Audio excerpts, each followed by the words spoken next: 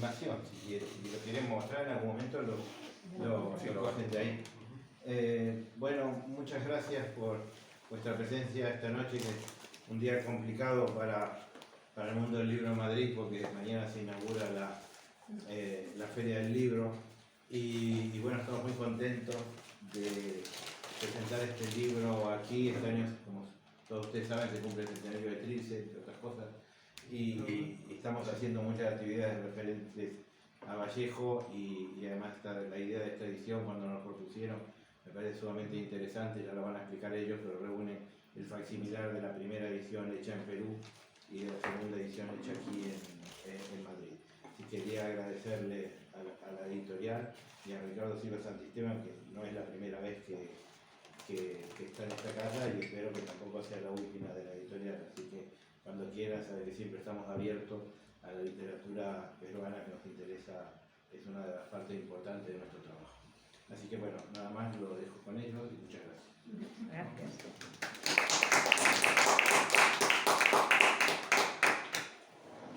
Bueno, muchas gracias Claudio, gracias al Centro de Arte Moderno por la acogida, inmediata acogida apenas se le planteó este evento, gracias a la intercesión de nuestro querido Carlos Fernández y de Valentino Llenuzzi también, que fue el que estuvo en la ocurrencia. Estamos aquí esta noche, y que además el Centro de Arte Moderno ya tiene una tradición de publicaciones vallejianas, ¿no? Una relación muy cercana con la poesía latinoamericana, y tenía que ser aquí la presentación, ¿no? Bueno, esta edición se publicó hace algunos meses en Perú, y la ocurrencia de ella fue de Ricardo, que ya había sacado una edición con la Academia Peruana de Lengua, con el facsimilar de 1922. Para no repetir la misma edición, quisimos hacer un plus y incluir el facsimilar de la edición de 1930, ¿no? de Trilce, ¿no? Que se publicó en Madrid por la Compañía Iberoamericana de Ediciones, 2000 ejemplares si no me equivoco, y bueno, que es un libro también muy bonito. Y bueno, que quisimos juntarlo y además añadirle las versiones primigenias de algunos textos trilceanos, ¿no? Que ya Ricardo explicará un poco, ¿no? Cómo han ido variando, y esta edición permite el cotejo inmediato de todos los textos, ver como atisbar un poco en el laboratorio creativo de Vallejo, y ver también de que la edición de Madrid tiene mucho valor, ¿no? Si uno ve las cartas de la época, ¿no? El gran apoyo y recepción que tuvo los poetas madrileños amigos de Vallejo, tenía que ser la presentación en Madrid de todas maneras, ¿no? Es algo que nos propusimos y bueno, lo hemos logrado. Entonces, bueno, haciendo esos pequeños comentarios extraliterarios, me gustaría que el profesor nos cuente un poco más sobre la edición, ¿no? Ya saben, el profesor Ricardo Silva es el primero que ha editado la obra completa de Vallejo en el Perú, ¿no? Desde el teatro, narrativa, en la Universidad Católica, por el año 2000 aproximadamente. Muchas gracias. Sí. Bueno, yo soy un poco vallejista a pesar mío, ¿no? Porque originalmente yo no tuve la intención de editar todo Vallejo bueno, antes de esto, muchas gracias, ¿no? A todos los que han asistido, disculpen que ya comience, pero hace tiempo que no me presento en público porque las restricciones ahí en Perú han sido pues muy fuertes, ¿no? Y ¿cómo se llama? Casi no hay, recién, hace poco estuve en una presentación. Un poco a pesar mío, porque yo pensaba editar únicamente la poesía, ¿no? Porque tenía una idea de cómo debía editarse la poesía de Vallejo, porque ha habido varios criterios, ¿no? Y además de esto, que yo viví una época de lo que podemos llamar no sé si la Guerra Fría o la Guerra Ardiente, ¿no? De los vallejistas, ¿no? Que había vallejistas por todos lados, unos eran partidarios de la viuda, otros eran partidarios de Juan Larrea, y había grupos. A mí me pareció horrendo eso, ¿no?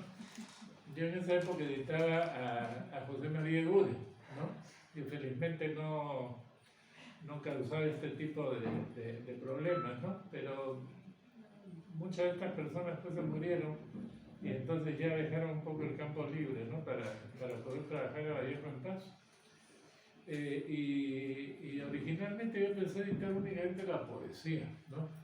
Pero luego se añadió la narrativa y luego el teatro, ¿no? Que no había una edición del teatro y los manuscritos están ahí, digamos, para consulta, ¿no? Ahí en la, ¿cómo se llama? Ya ni me acuerdo si fue la Biblioteca Nacional o la Pontificia Universidad Católica del Perú, ¿no? Se obtuvo estos manuscritos del teatro y se pudo editar y yo me quedé ahí, ¿no? Pero Jorge Cuccinelli, que había sido el editor de las crónicas de César Vallejo, habló un día conmigo y me dijo que él quería editar las crónicas, ¿no? Entonces yo fui a verlo al rector, que el rector era por suerte de humanidades, ¿no? Porque cuando no es de humanidades las cosas se pueden complicar un poco. Y yo le dije, oye, mira, le digo, he hablado con Jorge Cuccinelli y me ha pedido si se puede editar eso, ¿no? Bueno, este rector no era de literatura, sino de filosofía, no tenía por qué saberlo. Y me dijo, ya no se editó todo, ¿no? Le dije, falta le dije, los ensayos, faltan la correspondencia, faltan las traducciones, porque lo dijo, había sido traductor también aquí en Madrid justamente. Y bueno, esos 8 tomos que originalmente yo había editado, ¿no? La narrativa y el teatro, que lo hice con ayuda de otras personas, se editaron y al final resultaron 13 tomos, ¿no? Y finalmente aparecieron unos manuscritos que habían servido para la editorial Ayacucho. Georgette Vallejo había mandado fotos de esto y eso lo había encontrado un profesor uruguayo y los editó junto con Steven Hart. Y entonces salió un tomo 14, yo conversé con Steven y le dije, oye, perfecto, si esto se edita, ¿no? Estos manuscritos, aunque muchos son pues completamente ilegibles, ¿no? De toda esta sección de la poesía de Vallejo, digamos, europea, cerramos pues con broche de oro la edición de Vallejo, ¿no? Entonces, sin quererlo, ¿no? Como ocurren muchas cosas, siempre que me citan, hay la chica que es presidenta de la Asociación Vallejo en Perú, que se llama Gladys Flores, siempre dice, es el único editor, el único de la obra completa de César Vallejo, porque desgraciadamente no hay otras, ¿no? Se ha editado la poesía infinidad de veces, ¿no? La narrativa mucho menos, el teatro menos y los otros textos también menos, ¿no? Entonces siempre me cita por ese lado, ¿no? Como era el centenario del Trilce, ¿no? Que yo creo que es digamos, uno de los grandes libros de Vallejo, ¿no? Y que se puede decir terminado, ¿no? Al igual que España Plata de Mestre Cáliz, que yo pienso que es la obra maestra de Vallejo, ¿no? Esto sí no tengo ninguna duda, ¿no? Yo al menos, ¿no? Pero Trilce tiene pues un lugar muy especial, ¿no? Este libro que llaman Poemas Humanos, en realidad, eso de Poemas Humanos está muy mal porque Vallejo no le puso título, el título se lo puso la viuda, ¿no? Y según dicen, ¿no?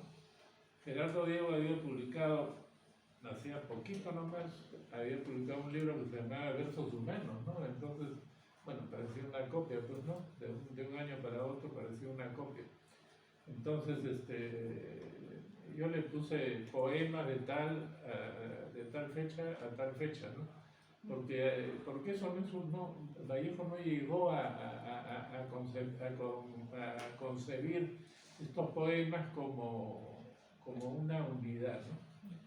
Entonces, su último libro, digamos, publicado en realidad fue pues, Trilce, ¿no? Con 2 ediciones, ¿no? Entonces voy a leerles algo que he escrito sobre Trilce y después comentamos la edición, ¿no? Trilce es un libro capital de la poesía peruana y de la lengua castellana en general. Casi sin pensarlo, César Vallejo no solo escribió lo que constituía una expresión inédita dentro de una tradición que no había llegado sino precariamente a la modernidad, me refiero a la peruana, ¿no?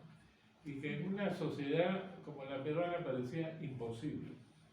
Por sus dificultades semánticas, Trilce ha constituido un enigma insoluble para muchos críticos y ha descaminado por lo general a quienes han querido buscarle una filiación y un origen, porque su aparición parece surgida de improviso de la nada. Ningún suceso o corrientes literarios anteriores hace presagiar en el Perú la aparición de una obra como Trilce. ¿Qué nos trae este libro hermético, discordante, de verbo descoyuntado, que rompe todas las normas, con todas las normas, con toda la estética de la poesía de su tiempo en lengua castellana y que viola a voluntad las leyes gramaticales y la morfología de las palabras? ¿Qué armonía, qué coherencia podemos encontrar en las múltiples culturas de sus versos que nos erizan a menudo la piel en una conmoción traumática? ¿Dónde reside el hechizo de este verso que convierte el poema en una estructura ósea sin desperdicio de piel? Para explicar el fenómeno de la escritura de Trilce, los críticos han urdido diversas teorías, desde las más cautas hasta las más arbitrarias. Unos han visto una evolución natural desde las piezas más logradas de los heraldos negros, sobre todo las de las secciones Truenos y Canciones del Hogar, hasta las menos radicales de Trilce. Y luego han supuesto que la evolución continúa, llevada por su propio peso hasta llegar a las composiciones más difíciles. Se ha pensado también en algunos movimientos vanguardistas de los más antiguos, futurismo y dadaísmo, y en el ultraísmo español. Pero este último carecía de una verdadera poética que le infundiera vida al integrarse al cuerpo del poema, y debe añadirse que ni siquiera sus propios autores creyeron en él. El futurismo murió al momento de nacer, y el dadaísmo causó mucho revuelo, pero no dejó las huellas de su creación por ninguna parte, si exceptuamos las de sus manifiestos y postura irreverente que pulverizaron la retórica precedente. Es fácil observar que el proceso ya iniciado en los heraldos negros de separarse de la poesía formal modernista se acrecienta en Trilce en busca de esa otra forma, más desnuda y aligerada, pero a la vez más sólida y eficaz, que crea su propia retórica y en este libro se convierte en singular. La poética de Trilce consiste en alusiones, muchas veces crípticas, que conducen el poema a un denso hermetismo, pero que no atentan contra él por su concepción humanísima, su patetismo existencial y su ritmo alucinante, ya que se trata de la expresión de una estética que lleva la emoción a un punto a veces insoportable por su excesiva carga humana. No se trata pues de una simple habilidad verbal pero hueca. Vallejo hinche y colma sus poemas con una gran carga existencial y con el vigor dinámico de su expresión. En Trilce los poemas parecen surgidos de la pura nada por tocar el abismo del lenguaje en un proceso de autogeneración que se continúa aun cuando termina el momento de la lectura. En el hábito de escritura practicado por Vallejo puede advertirse, primero, la composición de un poema producido por un fuerte impacto emocional, siguiendo más o menos la estética de la época. Luego, en una etapa posterior, una o varias correcciones que cambian en forma fundamental la escritura primigenia. Pero ¿qué fue lo que produjo el cambio radical que se advierte entre la escritura del primer libro del poeta, Los Heraldos Negros y Trilce? Solo la influencia literaria, como hemos visto al comienzo, que pretenden algunos críticos, la lectura de los manifiestos de Dada o de poemas del ultraísmo español pueden haber sido los detonantes para dar existencia a un libro tan innovador como Trilce. Debemos dar crédito a que cierto aire de vanguardia inundaba el ambiente literario peruano gracias a las revistas españolas Grecia, Cervantes y Ultra, que le llegaban al grupo de Trujillo, según testimonio de Alcides Espeluzzi. La influencia dadaísta debe tomarse en cuenta, sobre todo por estar documentada desde el hallazgo del artículo El dadaísmo, sus representantes en el Perú, del poeta peruano Juan José Lora, publicado el 20 de junio de 1921 en el Diario La Crónica, seguido con el ejemplo de 3 poemas de Trilce, aunque por razones de descuido tipográfico, fundidos en uno solo. No puede descartarse una conversación entre Vallejo y Lora acerca de Dada, pero no puede aventurarse tampoco que en el artículo de Lora, de prosa algo hinchada y grandilocuente, exista vertida alguna de las ideas de Vallejo. Existe un elemento primordial para la creación de Trilce: la acosadora experiencia de la vida de Vallejo en esos años. Es frecuente en los escritores y más aún en los poetas responder mediante la maduración de su escritura frente a su desarrollo vital. Vida y escritura van tan unidas, tan inexplicablemente adheridas, que es imposible separarlas, aunque existan teorías críticas que pretenden en forma torpe independizar una de la otra. Desde el año de 1918, en que comienza a escribirse Trilce, hasta 1922, fecha de su publicación, se suceden en forma ineluctable múltiples sucesos y experiencias trágicas en la vida de Vallejo, como el fallecimiento de su madre, su reclusión en la cárcel, su separación de una amante que aparentemente estaba embarazada, la muerte de Abraham Valdelomar. Son continuas, ¿no? A veces uno se pregunta no qué le pasó a Vallejo, sino qué no le pasó, ¿no? ¿Qué no le pasó? Bueno, todo esto en muy poco tiempo, ¿no? Ahora bien, sí se sabe que la escritura del poema Los Heraldos Negros se produjo por el profundo impacto de un acontecimiento emocional que descentró la sensibilidad del poeta. No otra cosa podemos suponer de los sucesos de los años 1918 a 1922, que fueron sentidos con intensidad y en forma persistente por Vallejo y motivaron no solo la escritura de poemas aislados, sino su reunión en un libro de hondo patetismo, en el cual el poeta, deslastrado de la ya insuficiente para él retórica modernista, perseguía una forma que por suerte su estilo supo encontrar para concretarse en Trilce, y asimismo le retorció el cuello al cisne retórico de ese movimiento, tal como pedía el poeta mexicano Enrique González Martínez en Ejemplar Soneto. Por otro lado, si bien para desdicha del poeta estuvo escondido varios meses en la casa de Antenor Orrego y luego preso, podemos decir que Vallejo en la práctica fue obligado por esas circunstancias, porque estuvo mucho tiempo separado de la ciudad, separado de todo. ¿Qué cosa hace un escritor? Lee, escribe. Ese es el momento, creo, en que Vallejo pasa en limpio muchos poemas, ¿no? De tener que escapar, por esta circunstancia de tener que escapar y esconderse de la justicia y luego permanecer detenido por un lapso de 6 meses a corregir, escribir nuevos poemas y terminar Trilce.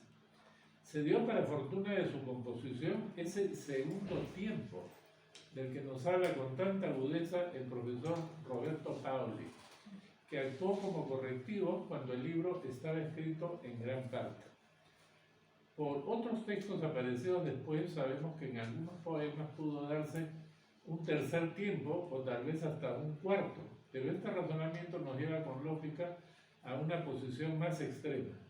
En el segundo o tercer tiempo de escritura de Trilce, la concepción de la poética de Vallejo, que lleva el lenguaje al punto de su abismo y de su fractura, la composición de los nuevos poemas pudo darse en un solo tiempo, porque su escritura ya había sufrido la gran mutación que dio lugar a la creación de algunos de sus poemas más radicales, a la vez que algunos de los más herméticos y crípticos, en un proceso innovador cada vez más audaz. Me doy en la forma más libre que puedo, y esta es mi mejor cosecha artística. Dios sabe hasta dónde es cierta y verdadera mi libertad. Dios sabe cuánto he sufrido para que el ritmo no traspasara esa libertad y cayera en el libertinaje. Le escribió el poeta en una carta a Antenor Orrego, refiriéndose a Trilce, y no puede ser más clara la confesión de su lucha por la expresión de un nuevo lenguaje poético. Trilce tal vez constituye el libro más inspirado e innovador de Vallejo, a la vez que el más profundo, individualista y creativo. En Trilce, la experiencia de la infancia se eleva a la categoría de mito.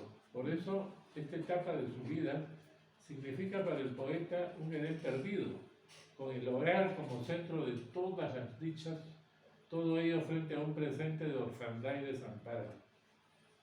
La madre, el personaje más importante y obsesivo de este Edén, es el ser que otorga seguridad y alimento al poeta, pero no solo una seguridad y alimento materiales, sino también de tipo espiritual. Pero luego de la pérdida de este Edén, que podemos igualar al de la caída, la realidad del presente que Trilce nos muestra se quiebra y se refracta, principalmente en la percepción del tiempo, que puede llegar a vaciarse o detenerse. El tiempo puede llegar a anudarse en el momento de su percepción, así como también cruzarse, interferirse o retrotraerse mediante el admirable acoplamiento de una acción verbal y el insólito e imposible adverbio que lo sigue. El traje que destina Ñana no lo ha lavado ni la bandera, ¿no? Del poema 6. Yo sospecho que la pintura cubista fue la que enseñó a Vallejo que, al igual que la violación de la perspectiva espacial, podía realizarse por analogía de la perspectiva temporal del tipo cronológico mediante el lenguaje. Así, el poeta pudo moverse a voluntad entre el tiempo de la infancia y el de la madurez, o viceversa, sin necesidad de utilizar bloques de temporalidad separados. Al cruzar las perspectivas de los horizontes temporales y asumir la realidad interior que suplanta y desplaza la externa. Pero esta tentativa del poeta tiene un fin más elevado que el de la simple ruptura. La búsqueda del orden y de la armonía al sumergirse en la marea vertiginosa del tiempo. Puede buscar el orden y la armonía al tratar de captar el pulso misterioso, ¿no?, que cita en un poema, de la música, que resuena en el interior del hombre, pues el piano viaja para adentro, ¿no?, en su ruta hacia el origen, o también hasta, cito, posar las plantas en la seguridad dupla de la armonía, con mayúscula, ¿no? El poeta pretende alcanzar una armonía superior, un nuevo orden, de este mundo trizado por medio de una nueva interpretación ontológica de la realidad que adquiere por ello un carácter prismático.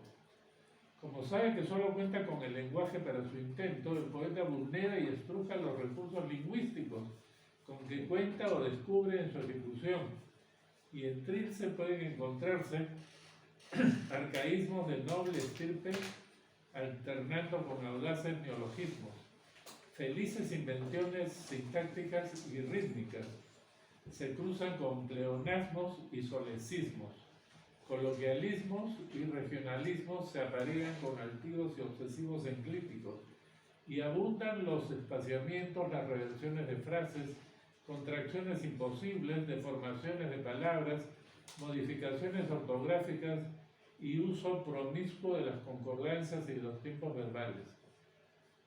Tantas innovaciones lingüísticas enceguecen dentro del apretado espacio donde los poemas transcurren y turban o perturban al lector no iniciado.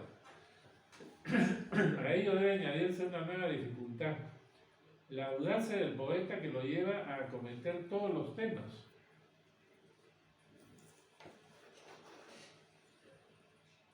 Los poemas pueden tratar del acto de defecar, como del coito o de la muerte de Cristo. Vallejo liquida la estética de lo bello que había por todo el modernismo, llegando al punto límite en el cual la emoción del puro existir colme su poesía.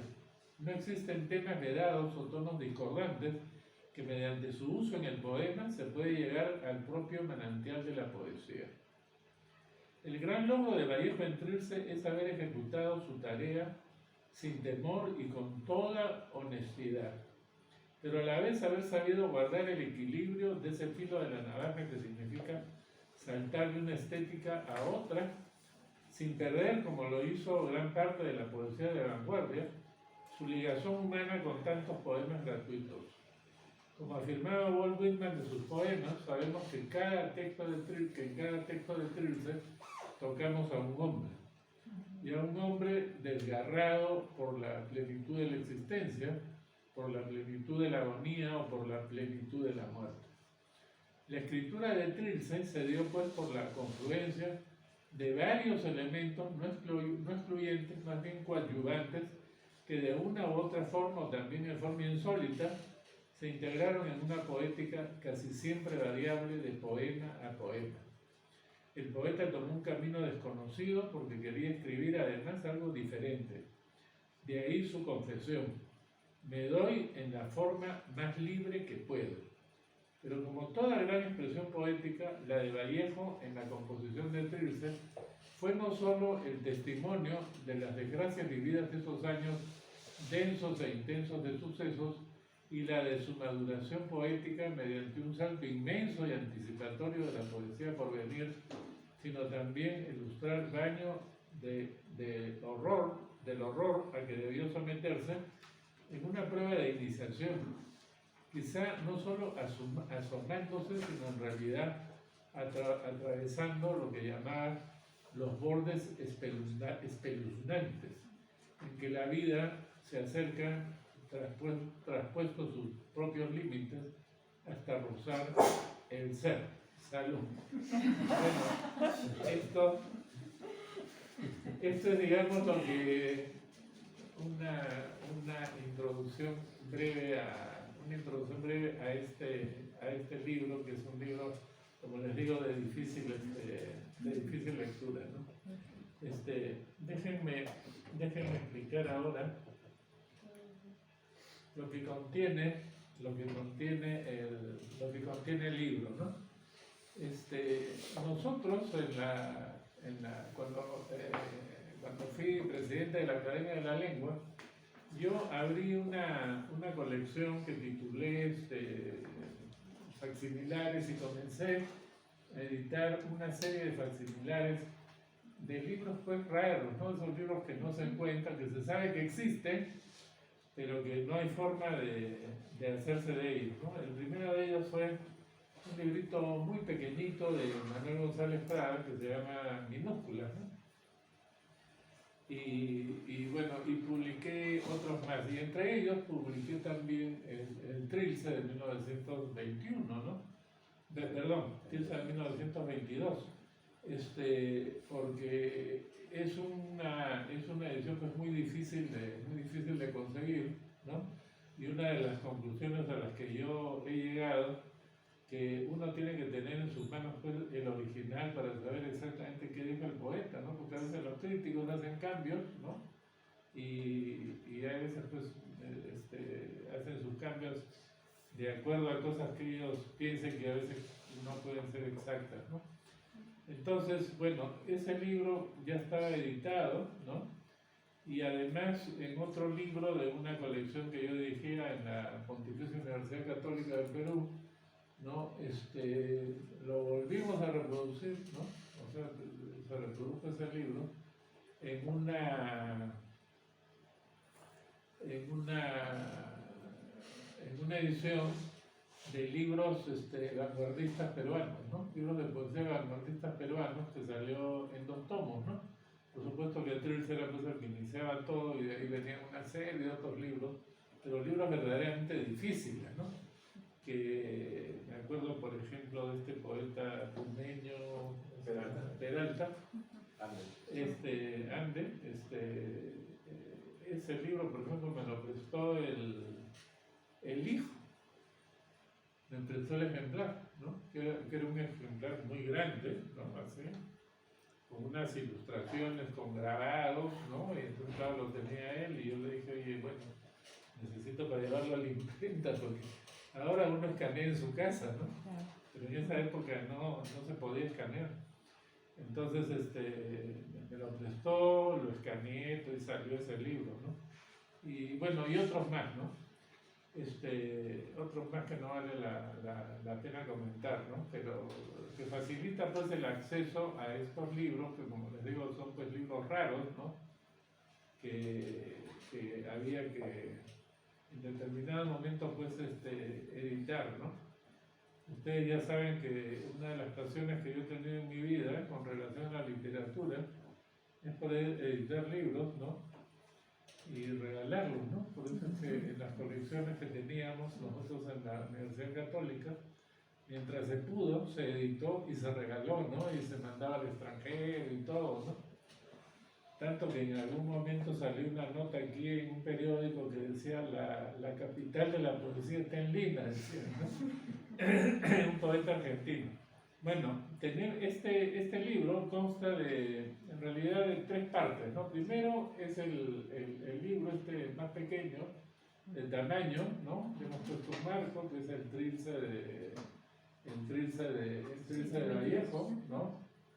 Este libro se ha editado de un ejemplar que me pertenece, ¿no? Entonces, yo he tratado de limpiar los sucios que tenía el ejemplar, porque ustedes saben que siempre hay manchitas, cositas, ¿no? Entonces, lo más limpio posible, ¿no? Y este es el primer libro, ¿no? La primera edición, ¿no?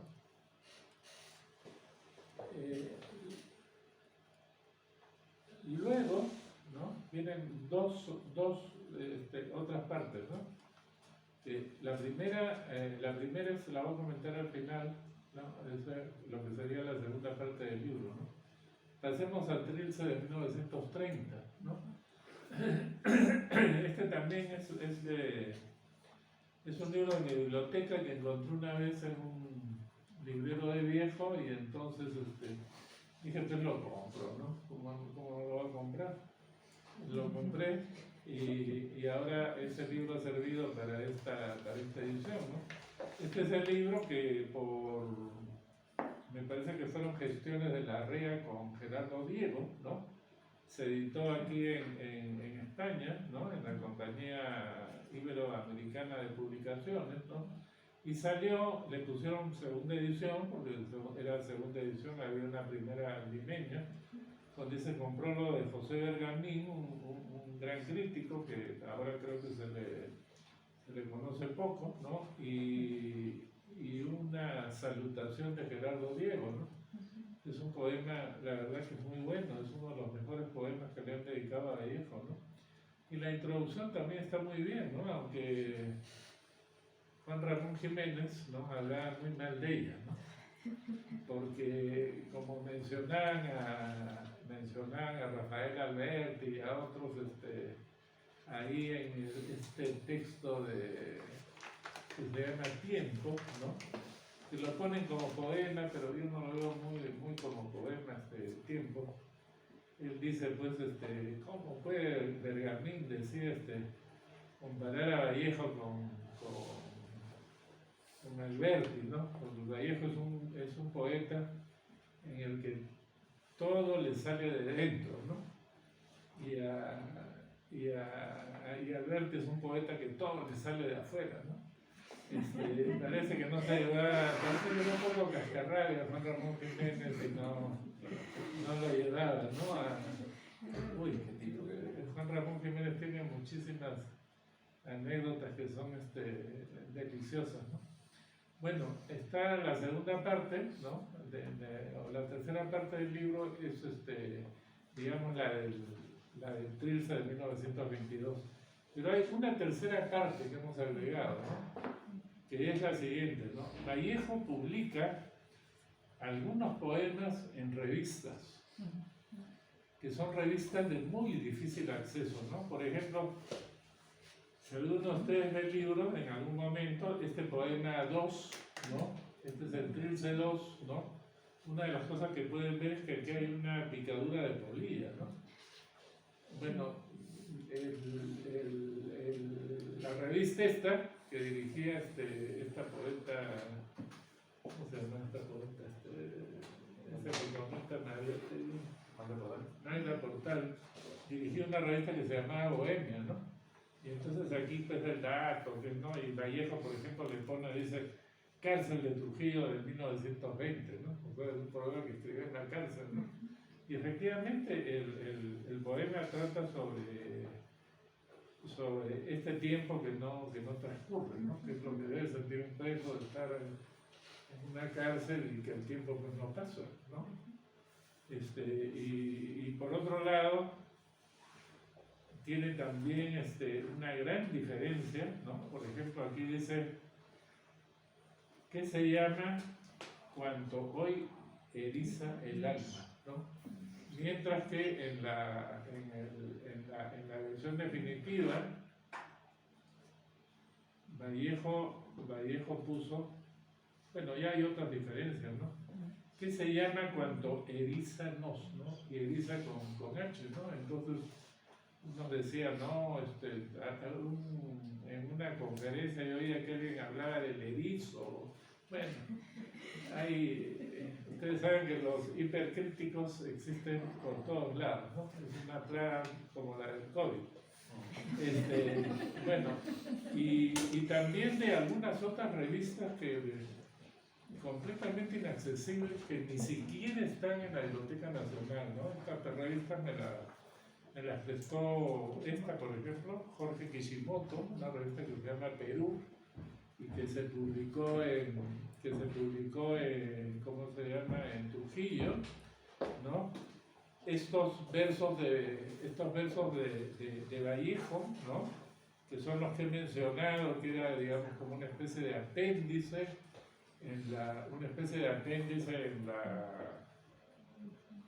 al artículo ese de este poeta Lora, ¿no? Y ¿cómo se llama? Entonces da la impresión que fuera un solo poema, ¿no? Yo, por ejemplo, podría colegir lo siguiente, ¿no? De que Vallejo, cuando vio que le empastelaron los tres poemas, lo que hizo fue numerarlos. Me parece una cosa tan lógica, me parece muy lógico, ¿no? Caramba, si no les pongo nombres, no vaya a ser que me junten los poemas, ¿no? Bueno, por ahí hay un crítico francés que algún día hablaba y decía son los tres y hablaba de los tres y bueno, ustedes saben que los críticos dicen muchas cosas, ¿no? Bueno, y después estas reproducciones que sí ya están en una tipografía regular porque son del libro de Juan Espejo Asturrizaga, el gran amigo de Vallejo que conservó varias versiones y que las dio a conocer aquí en su libro Vallejo, Itinerario de un hombre, ¿no? Y bueno, y esta otra, por ejemplo, ¿no? Aquí está el poema la tarde, ¿no? Y al frente está otro poema, ¿no? De la revista también Perú, ¿no? En que el poema se llama Flaqueza, ¿no? Y entonces aquí es muy interesante ver que algunos de estos poemas son sonetos regulares, ¿no? Y que Vallejo después como que ha borrado, ¿no? Ha borrado esta regularidad, ¿no? Así como hizo ese cambio en el Trilce 2, ¿no? Y este poema, la espera, ¿no? Este lindísimo poema, uno de los poemas más hermosos de Vallejo, creo yo, La espera, ¿no? Esta noche desierto del caballo, ¿no? Y que habla de la madre también, ¿no? Que también lo conserva Juan Espejo Asturrizaga, ¿no? Yo los he puesto no en el orden de publicación, sino en el orden en que están en Trilce, ¿no? Y finalmente, este es un poema que está en la Biblioteca Nacional. Y digo estaba porque alguna vez yo fui a solicitar el texto. Se suponía que estaba en una cartulina plegada en dos. Me llega el texto, y no había nada. Alguien se robó el poema. ¿Quién será? No sé. Pero por suerte, Alberto Escobar lo había reproducido, ¿no? Y ¿cómo se llama? Bueno, yo que escribo una nota, ¿no? Porque este es un manuscrito del año 30, ¿no? Y Trilce pues es del 22, ¿no? Entonces, ¿de dónde sale? Bueno, Vallejo le pone un título que dice Requisitoria del individuo. Yo chequeando las fechas de cuando a Vallejo lo confinaron a que saliera de Francia, ¿no? Fue en ese mes, el mismo mes. O sea, Vallejo ha copiado esto como una especie de premonición pues, de la época de Trilce, ¿no? Y lo único que he hecho es poner el título y cambiar la canción de algunos versos, ¿no? Esas son las variantes, ¿no? Y por suerte Escobar le sacó copia y lo reprodujo, si no, no tendríamos el poema, ¿no? Y luego, una cosa rara, un poema que se llama Trilce, ¿no? Que es del año 23, ¿sí? Que salió en una revista, ¿no? ¿Cómo se llama? De Alfar, ¿no? Y que bueno, aunque no está en el libro, pero haberlo titulado Trilce, pues algún significado tendría, ¿no? Entonces, esos textos están ahí. Y luego, algo que a mí me parece muy interesante, porque Juan Espejo Escurrizaga, que era tan amigo de él, ¿no? Llegó a determinar, no sé cómo, ¿no? Cuándo habían sido escritos los poemas, ¿no? Entonces, él da la datación de los poemas de Trilce, ¿no? Un dato que me parece interesante también, si se puede chequear algo con su biografía, ¿no? Entonces, ahí termina esta segunda parte, ¿no? Que es para, bueno, el libro está preparado pues para el servicio de los vallejianos, ¿no? Aunque como les digo, yo no soy vallejiano, ¿no? Bueno, por mi parte nada más y muchas gracias.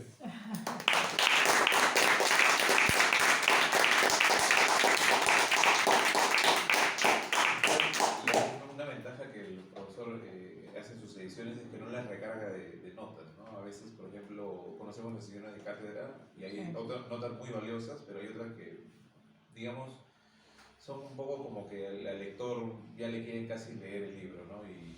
Y esa tiene esa ventaja, ¿no? No está recargada, tiene las estrictamente necesarias.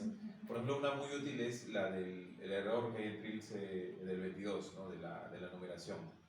No hay un poema numerado como 32 y pasa, ¿no? Que Vallejo corrige eso en la edición de Madrid, ¿no? Entonces, esa nota tenía que estar, ¿no? Porque uno ve ese facsimilar, alguien que no conoce nada y dice, oye, ¿qué pasó acá, no? Se equivocaron los editores. Se equivocaron los editores, ¿no? Entonces, ahí apá y me salvo, como decíamos. ¿Por qué no se dice eso, no? Y yo les agradezco nuevamente, ya para cerrar esto, seguimos dialogando después, ¿no? No sé si Claudio va a cortar la transmisión o no sé. Claudio. Entonces vamos cerrando y de verdad les agradezco bastante que Vallejo se sigue leyendo bastante, siguen saliendo nuevos textos, a homenajes. Ha habido un congreso en Sevilla, creo, hace poco. Va a haber un congreso en Londres. En Londres este año. Londres y Oxford. Ajá, en Londres y Oxford. En octubre, ¿no? Organizado por Gladys Flores, precisamente, de Cátedra Vallejo, ¿no? Y bueno, Stephen Hart. Y Stephen Hart, ¿no? Y vamos a presentar también este libro allá y bueno, ojalá que se acabe este año, ¿no? Este año del centenario de Trilce, ¿no? Nada más, sigamos leyendo a Vallejo, ¿no? Y seguimos conversando entonces. Y gracias, profesor, por sus palabras. Gracias a todos ustedes.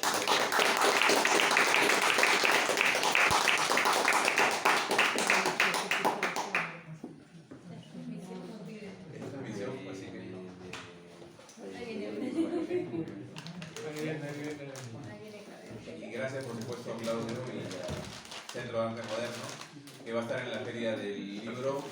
Si quedan algunos ejemplares de Trilce ahora, van a estar en la Feria del Libro de Madrid, ¿no es cierto? En el stand 114. Gracias.